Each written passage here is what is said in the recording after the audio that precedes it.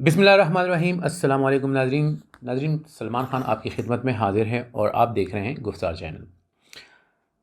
नाज़रीन, मैं आपको एक चीज़ समझाने की कोशिश करता हूँ। जब चोरी होती है या तो ज़ाहिर है जिनकी चोरी होती है वो रिपोर्ट लिखवाते हैं और चोर के अगेंस्ट रिपोर्ट लिख ली जाती है।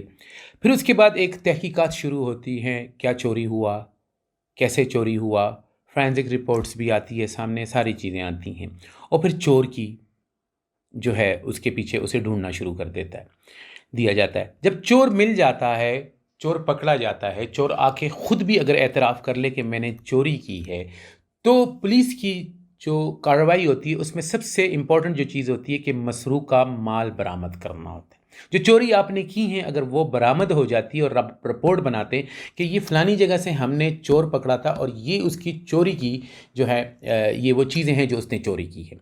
तो ऐसे में जब ये केस अच्छा प्रोफाइल बन के अदालत में जाता है, काजी के सामने जाता है, जज के सामने जाता है, तो सज़ा ज़्यादा होती है।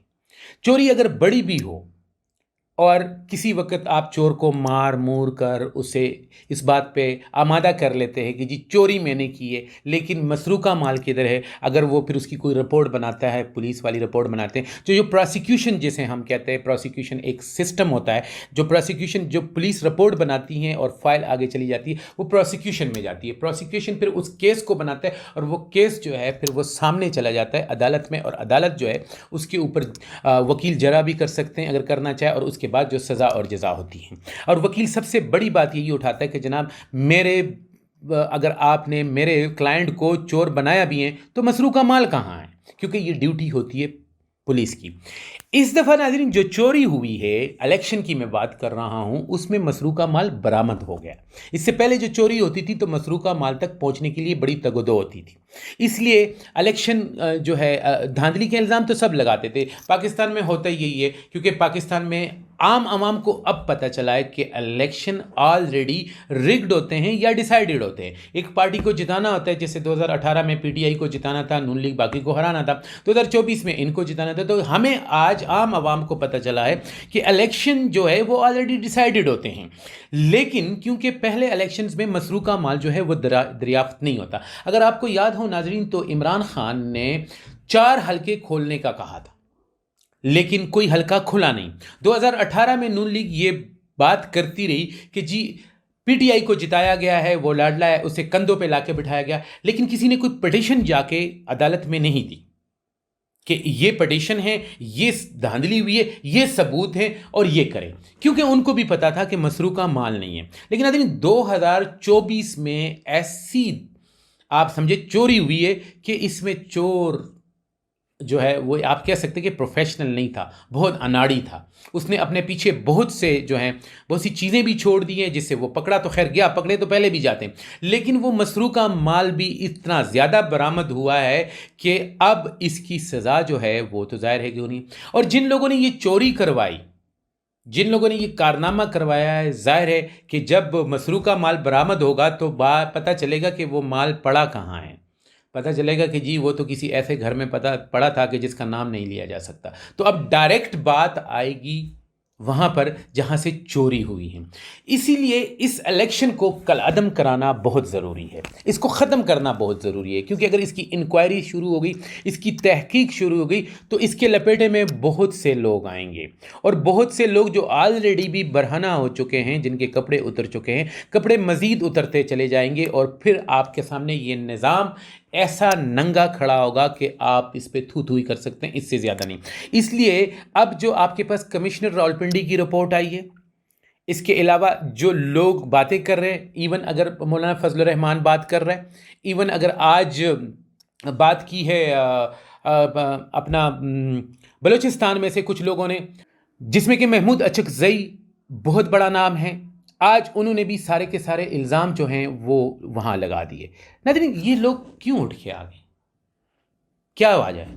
वजह सिर्फ यही है, अभी भी किसी और को बचाना है, चोर को नहीं। चोर तो पकड़ा गया, मसरूक़ा माल भी बरामद हुआ, लेकिन चोर ने चोरी किसके कहने पे की?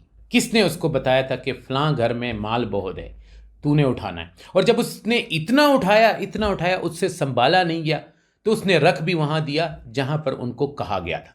अब मुझे तो लगता है जितनी भी ये आप देख रहे हैं कि जी कमिश्नर की रिपोर्ट आई, ये फजलुर रहमान बोल रहा है वहाँ पर जो है जीडीए उठ के खड़ी होगी और सब इकट्ठे हो गए, नहीं, मुझे लग रहा है कि ये सारी साजिश, ये सारी बातें ताने बाने जो है एक ही तरफ जा रहे हैं, और वो ये है कि किसी तरीके से इलेक्शन को कलअदम कराया जाए। नाज़रीन, कल इलेक्शन कलअदम होने की जो पिटीशन है वो दाखिल हो गई है और कल इस पर सुनवाई भी होनी है, यानी ये केस सुना जाएगा कि किसने और कैसे धांधली की, और इतने लोग जब एक इलेक्शन के खिलाफ बोल रहे। अच्छा, मुझे एक बात बताइए, धांधली किसके साथ हुई?